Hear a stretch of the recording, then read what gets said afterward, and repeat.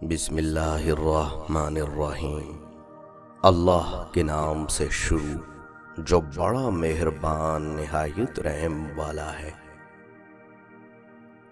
جھکی ہوئی گردن سے موبائل میں اجنبی لوگوں سے رشتے جڑ سکتے ہیں، تو حقیقی رشتوں کو بچانے کے لیے گردن جھکا لینے میں کیا قباحت ہے؟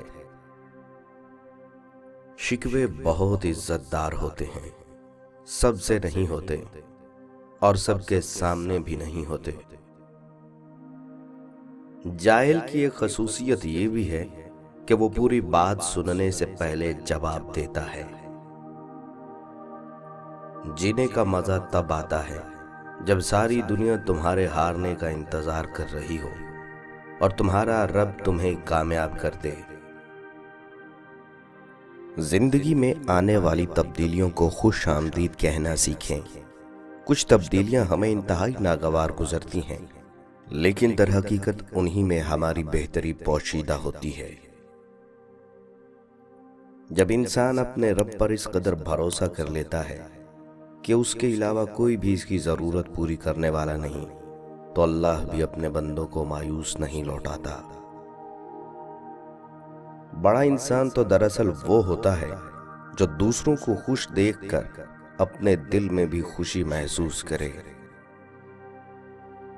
قربان جاؤں اس خدا پر جو انسان کو دکھ دیتا ہے اس کی برداشت کے مطابق اور خوشی دیتا ہے اس کی اوقات سے بڑھ کر۔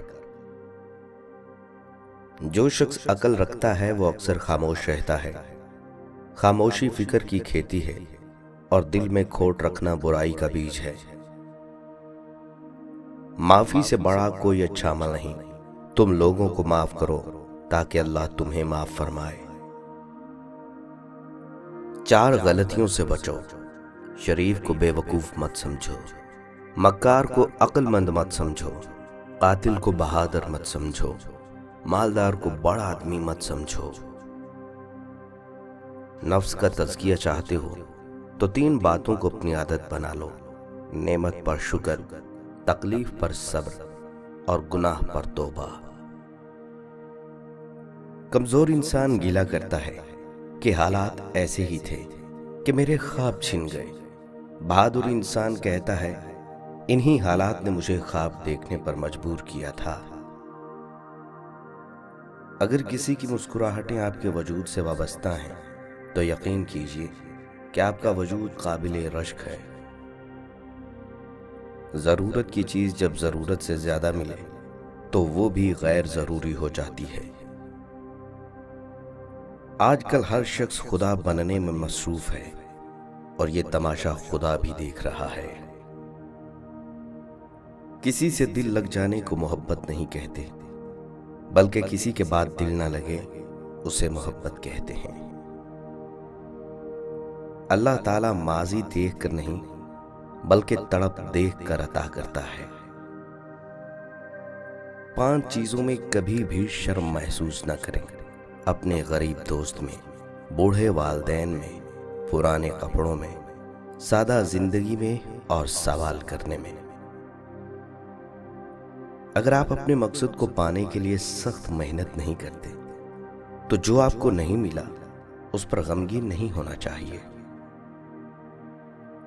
برداشت کرو تو لوگ بزدل کہتے ہیں اور سامنا کرو تو لوگ بدتمیز کہتے ہیں۔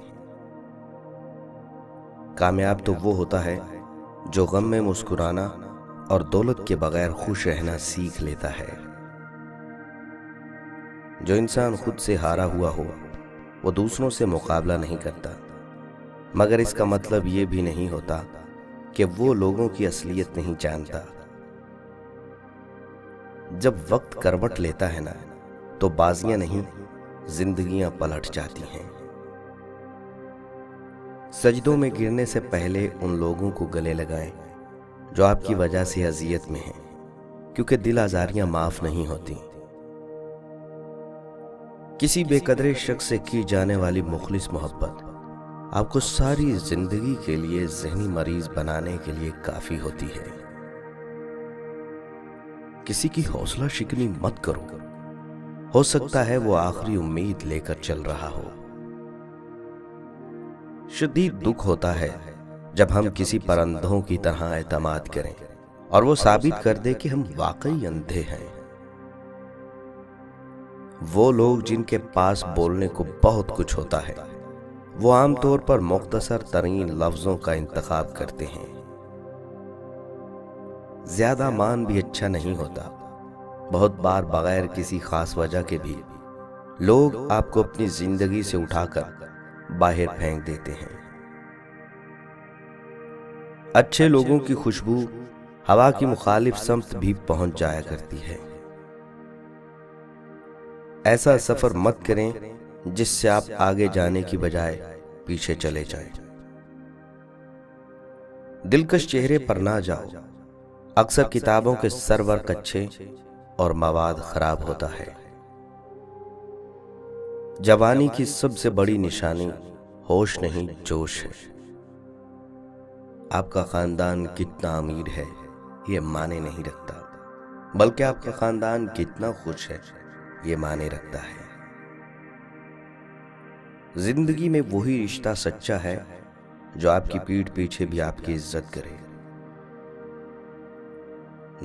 نصیب کی بات ہے، کوئی نفرت دے کر بھی پیار پاتا ہے اور کوئی بے پناہ محبت کر کے بھی تنہا رہ جاتا ہے۔